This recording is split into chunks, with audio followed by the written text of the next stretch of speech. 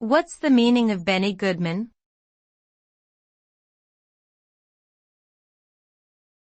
Benny Goodman.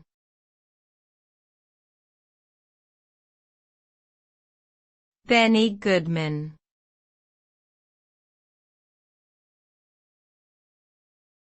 Benny Goodman.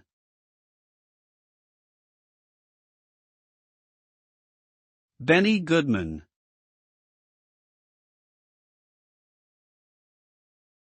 Benny Goodman was an American jazz clarinetist and bandleader who rose to fame in the 1930s.